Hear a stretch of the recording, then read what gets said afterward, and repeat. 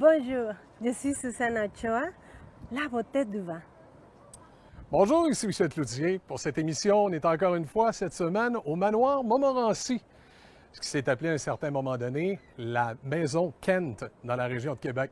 Évidemment, surplombant les chutes Montmorency, elle offre un panoramique extraordinaire. Et c'est à cet endroit aujourd'hui, Susanna, qu'on va parler de l'Italie. Oui, l'italien. Les vins italiens qui sont tellement appréciés. Et d'entrée de jeu, voici l'une de nos capsules habituelles. On s'en va du côté de l'île d'Orléans cette fois-ci, à Saint-Pierre-le-Vignoble. Oui, alors on est arrivé, nous autres, à l'île d'Orléans en 1999, donc ça fait 20 ans qu'on est sur l'île. Pour les 10 premières années de notre arrivée ici, on a cultivé des petits fruits pour une dizaine d'années environ. Des fraises, framboises et bleuets.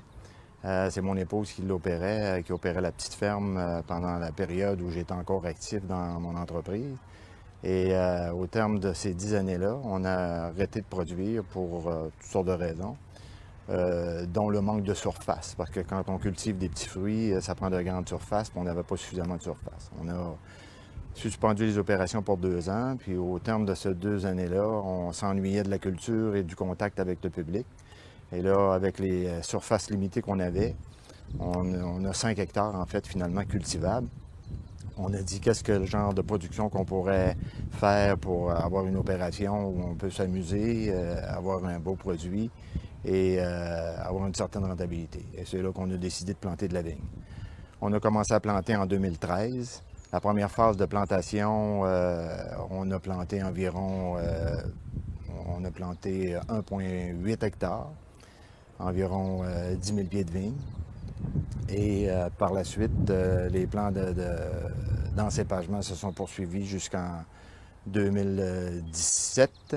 Et en 2018, c'est-à-dire cette année, 2019, on a une autre phase de plantation de 3000 plants de vigne. À terme, on va avoir à peu près 5 hectares en culture pour un total d'environ 17 000 pieds de vigne. En fait, ce qu'on offre au public, on offre naturellement des dégustations. On permet également aux gens de venir pique-niquer en famille. On leur demande naturellement d'apporter leur nourriture et on offre le vin. Alors, c'est essentiellement, on a des visites également, des visites du vignoble par groupe ou par groupe de différentes tailles. Oui, mais en fait, toute la phase de viticulture, on n'a pas besoin finalement de boutiques, de salles de dégustation, de chais. Alors, ce qu'on a fait, on a aménagé la grange, une grange patrimoniale qui date de 1935, année de l'inauguration du pont de l'île. Alors, on a aménagé une partie en entreposage, un chai et une boutique et salle de dégustation. Alors, tout ça est aménagé à l'intérieur du bâtiment. On a fait un petit agrandissement pour éventuellement avoir un volet resto et une terrasse pour accueillir le public. En fait, ce qu'on offre au public, on offre naturellement des dégustations. On permet également aux gens de venir pique-niquer en famille. On leur demande naturellement d'apporter leur nourriture et on offre le vin. Alors, c'est essentiellement, on a des visites également, des visites du vignoble par groupe ou par groupe de différentes tailles. Pour notre première vinification, on a produit 5 vins. On a produit 2 blancs, un rosé, un rouge et également un effervescent, un mousseux qui va être disponible au printemps 2020. Voilà, on retournera d'ailleurs du côté de Saint-Pierre-le-Vignoble un petit peu plus tard dans le cours de l'émission, comme on a l'habitude de le faire.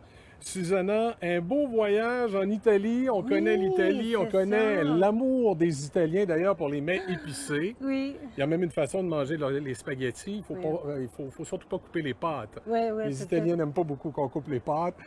Et évidemment, quand on parle des mets italiens, également, il y a les pizzas, il y a également, c'est des classiques, mais il y a également plusieurs mets épicés typiques à l'Italie qui se prennent bien avec un verre de vin. Mais oui, et c'est évidemment de ces vins-là qu'on va parler aujourd'hui, les vins italiens. L'Italie est à l'honneur dans l'émission d'aujourd'hui. Oui, c'est ça, mais en plus, tu sais qu'à l'Italie, le vin est considéré comme un aliment. le vin est très, très, très culturel. On commence avec l'Italie. Bon, l'Italie, les pays qu'il y a ont la forme d'une botte, n'est-ce pas? Oui, Bon. botte de cowboy. C'est Oui, pas, c'est pas le ça. Texas. C'est bien. Bon, donc, l'Italie est une des trois producteurs les plus importants du monde. L'Italie, l'Espagne et la France. Dans l'Italie, il y a trois régions très importantes. La première région, c'est Piémont, qui est ici. Piémont. Piémont est très fameux pour les vins et des cépages Nebbiolo, les vins Barolo. La deuxième région importante et très populaire, c'est la Vénétie, de l'autre côté de l'Italie. Fameux pour les canaux aquatiques. Et le pays de Roméo et Juliette, fameux pour ses vins. Est-ce que Mona Lisa vient de ce coin-là aussi? Non, ok. ça ne sera pas long. Ah, on va en parler un petit peu plus tard, Oui, d'accord? Allez-y, Suzanne. Donc, la marron qu'on aime beaucoup vient de la Vénétie, le ripasso vient de la Vénétie. La troisième région, mais pas la moindre par exemple, c'est la Toscane. La Toscane est ici. Un endroit à vacances rêvé également, la Toscane, réputé pour Oui, prendre des c'est vacances ça. en Europe. C'est Effectivement. ça. C'est très réputé parce que la Toscane est peuplée, excuse-moi, Oui. d'olives, d'arbres d'olives, de cyprès et bien sûr de vignes. C'est de la Toscane que Leonardo da Vinci vient de la Mona Lisa. Hein? Mona Lisa, donc, est en Toscane. J'aurais dû me douter dans une destination comme ça, effectivement. C'est aussi Andrea Bocelli qui vient de là. Ah. Et la famille Medici. Oh. Dans la Toscane, on trouve les meilleurs paysages de cartes postales, pleins de cyprès, pleins de collines. Les 70% des superficies de la Toscane sont des collines. C'est que c'est très bien pour les vignes. Les sols de la Toscane sont calcaires. Il y a aussi des sols volcaniques dans quelques parts, mais c'est le calestro, que c'est un mélange marne, schiste et argile, qui va régner à la commune de Montepulciano. Montepulciano, c'est une petite ville médiévale à l'intérieur de la Toscane. Montepulciano est au-dessus de la vallée de la Chiana et c'est une ville, une cité, qu'on dirait que c'est une cité tirée d'un conte de dragons, de chevaliers et de paix. Vraiment, c'est vraiment médiéval. La température à la Toscane est chaude, très très chaude. Toute l'Italie est chaude, il y a un climat méditerranéen, donc les étés sont chauds et les hivers sont doux. À la Toscane, mais ça dépend toujours de la région de l'Italie à cause de la relief. Donc à la Toscane, il y a beaucoup de collines. Et c'est le mont Atima qui va aider à réguler la température pour les vignes, parce que c'est trop chaud à Montepulciano.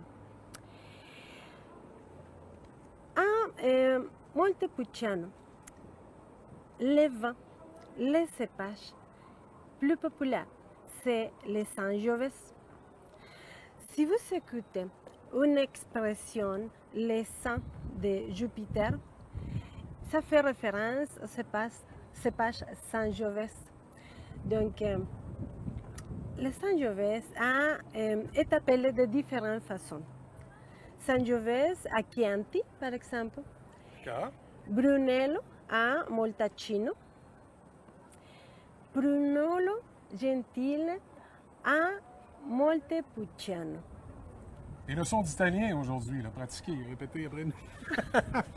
Oui, c'est ça. C'est ça. C'est le son de l'Italie. C'est pas Dolce Vita qui doivent dire que non, c'est pas vrai, Non. c'est l'expression. Non, la dolce vita, Ouais, oui, c'est ça.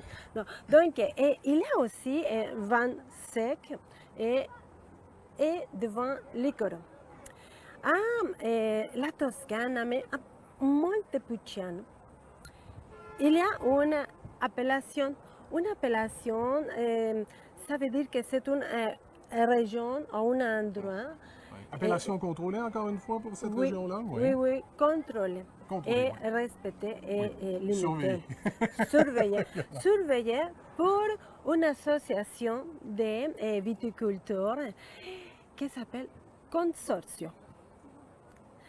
C'est le consorzio che va vigiler le consorzio de vino nobile di Montepulciano qui va surveiller que le vin qui vient de vino nobile de Montepulciano respecte la réglementation d'élaboration du vin.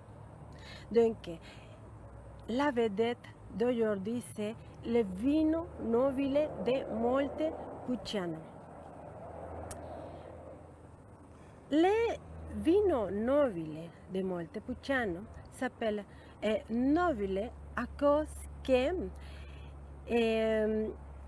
avant, les meilleurs raisins étaient sélectionnés pour faire l'élaboration d'un vin. Un vin qui était pour les familles les plus illustres, les plus aristocratiques de la commune de Montepulciano. Un vin pour la haute société de cette Pour la commune, haute société. finalement. C'est pour D'accord, ça que d'accord. nobile est noble. Ouais. Autrement dit, le vin noble qui vient de Montepulciano. Un vin anobli, d'une certaine façon. D'accord. Ça complète cette première partie, Susanna? Là, c'est la première partie. Excellent. En anglais. On va faire un petit tour, justement, rencontrer quelqu'un d'Italie du côté du Salon du vin que vous avez eu le plaisir de rencontrer dernièrement.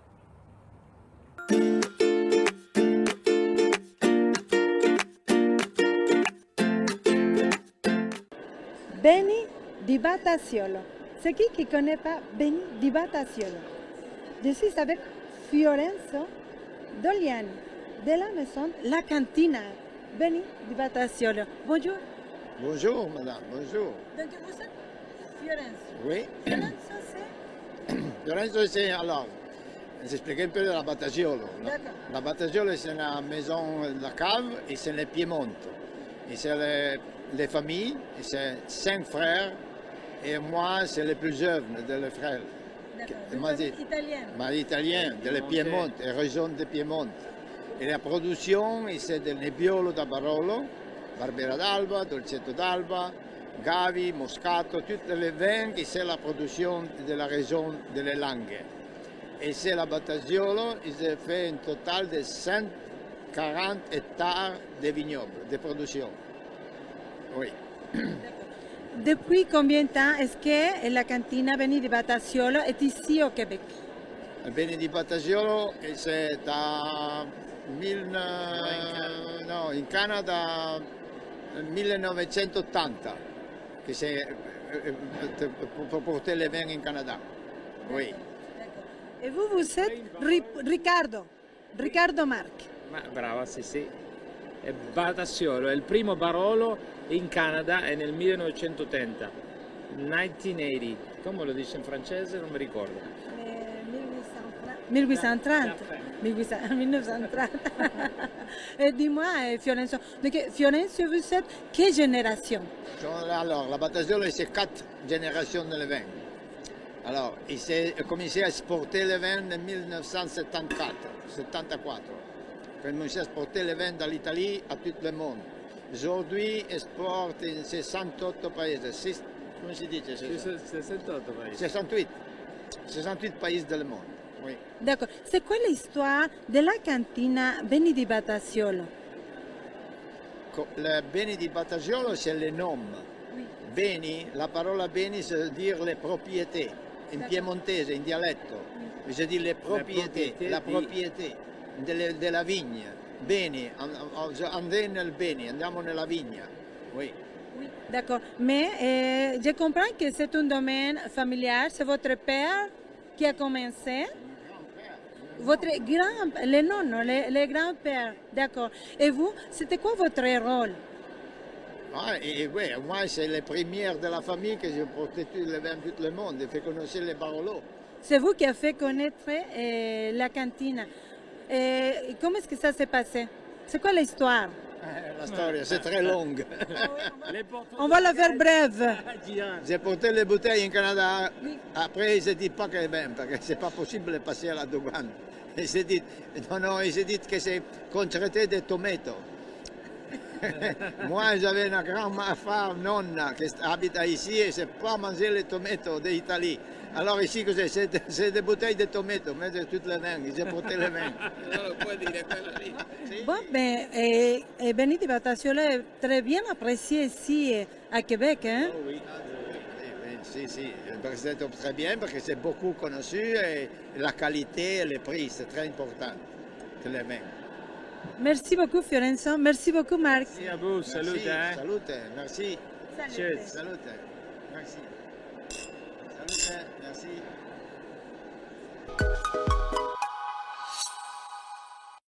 Alors, nous voilà de retour au manoir Montmorency pour poursuivre les vins italiens aujourd'hui, des vins, comme on le sait, qui sont appréciés au Québec, une grande gamme de vins, une grande gamme de cépages également.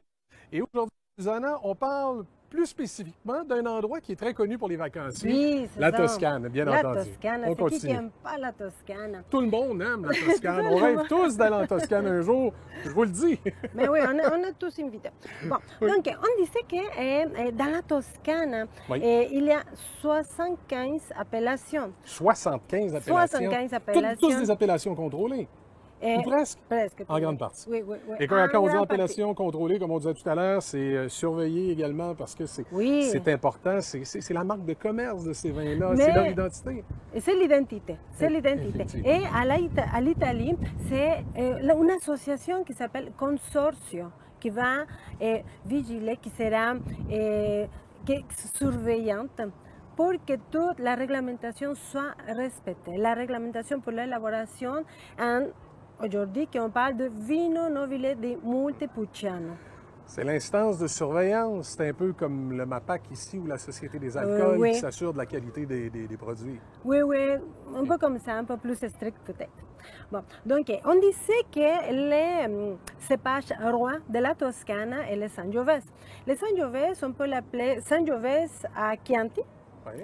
on peut l'appeler Brunello à Moltacino, on peut l'appeler Morellino à Scansano et Brunello Gentile à Moltacino, que c'est la commune d'où vient le vin, D'où le est vino le- nobile de Montepulciano. Bon, dans les vino nobile, dans l'appellation vino nobile de Montepulciano, on a les vins secs et un rouge, comme nous l'avons ici. Et nous avons les vins blancs aussi. Et même si je retombe les Sangiovese et les cépages rois de la Toscane, il y a beaucoup de cépages autochtones à l'Italie, comme les Canaiolo, les Mamolo, les Colorino, qui sont des cépages de l'appellation de Montepulciano, vino nobile de C'est Montepulciano, des cépages qui sont donc spécifiques de cet endroit. à cet endroit-là. Pour avoir pour pouvoir faire le vin de vino nobile de Montepulciano. Bon, en cépage blanc, nous avons les cépages comme la Malvasia, le Trebbiano et le Grechetto. Par contre, aussi à l'Italie, Montepulciano toujours, on peut avoir des cépages internationaux en rouge comme le Cabernet Sauvignon, les Merlot, les Syrah. Des cépages qu'on retrouve à d'autres endroits en Europe. Là. Il peut y en avoir en Espagne, en oui, France. les internationaux. Oui. Exact. Et en blanc, le Chardonnay, le Pinot Bianco, le Pinot Grillo, etc. Bon, donc, on a à Montepulciano le vin sec, mais aussi nous avons un type de vin que c'est le vin santo, le vino santo. Bon, on va avec le vin rouge, le vino nobile de Montepulciano. Pour que son vino nobile de Montepulciano, il faut que les raisins la vinification, l'élevage et l'embouteillage, tout soit élaboré dans la commune de Montepulciano. Il faut vraiment que ça soit là. Il n'y a rien qui Oui. peut être fait à l'extérieur, même si Non. ce serait les Non, raisins non, de cet non, non, endroit-là, parce que ça sinon, doit être là. non, parce que sinon, c'est pas un vino nobile pas de vrai. Montepulciano. Non, non, non. Parce que c'est pour ça qu'ils sont les DOCG, les DOC, dénomination d'origine contrôlée Oui. et garantie. Et garantie. Que vous allez trouver l'étiquette ici. Vous allez trouver également dénomination d'origine contrôlée, Oui. la DOC, dans l'Italie, que c'est ce que vous allez trouver. C'est très important de savoir que le vino nobile di Montepulciano vient de la Toscane. C'est une appellation, c'est une dénomination, c'est une Typique appellation à la protégée. Toscane. Oui. C'est très important de ne pas confondre avec les Montepulciano d'Abruzzo. Abruzzo, c'est une autre région de l'Italie. D'accord. Vino nobile de Montepulciano, c'est une appellation. Pour, Un peu comme en France, quand on dit Champagne, la région de Champagne, c'est une du champagne. appellation. Oui, OK, d'accord. oui, exactement, tout à fait.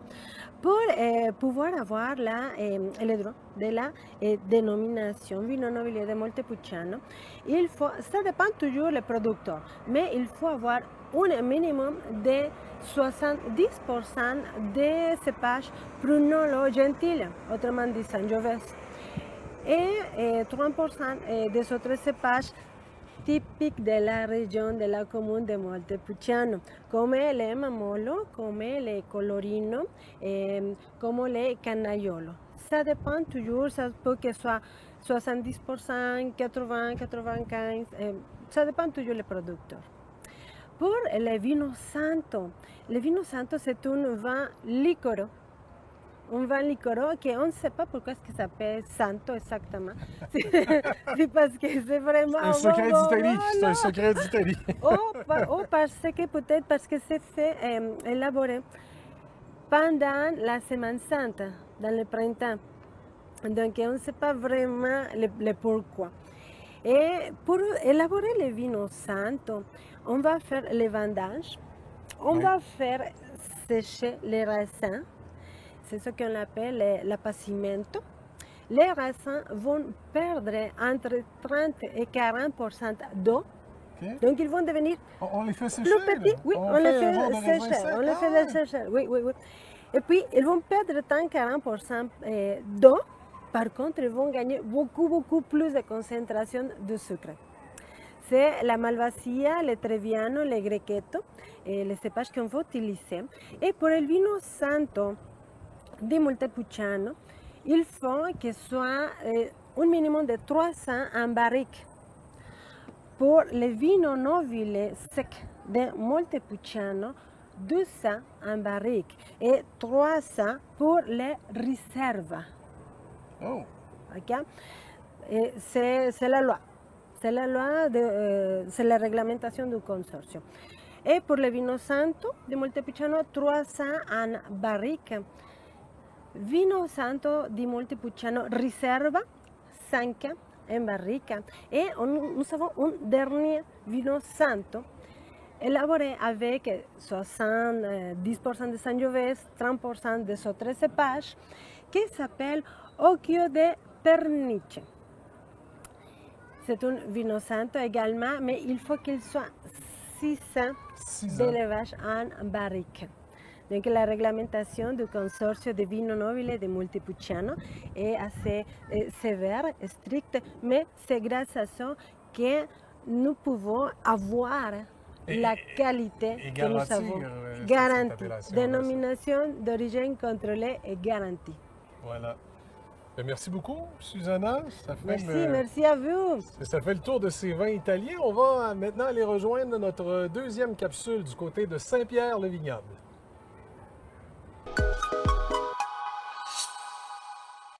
Alors, comme je vous mentionnais, pour la première année de vinification, on a élaboré 5 vins. 2 blancs, un rosé, un rouge et un effervescent ou un mousseux blanc, sec, qui va être disponible au printemps 2020. Alors lui, présentement, il est en élaboration, il est en élevage sur latte et en fait, on a utilisé la méthode traditionnelle, la méthode champenoise, qui est une méthode qui prend une longue période de temps pour l'élaboration. On a le rouge, on a fait une production à partir de... Bon, d'abord, ce qui serait peut-être important de mentionner, que tous nos vins ont été élaborés à partir de cépages rustiques et semi-rustiques, développés pour notre climat froid. Alors, il n'y a pas de cépage vinifera dans nos vins. Alors, on a décidé de prendre de capitaliser sur ce qu'on peut faire de mieux avec nos cépages québécois. Alors, deux blancs. On a un blanc qui s'appelle Rêverie. C'est un assemblage Frontenac blanc, Acadie blanc. On a Envol, qui est également un assemblage Frontenac blanc, Acadie blanc, dans des proportions légèrement différentes de Rêverie, sauf que Envol a subi une deuxième fermentation, ce qui lui donne en fait des caractéristiques complètement différentes de Rêverie.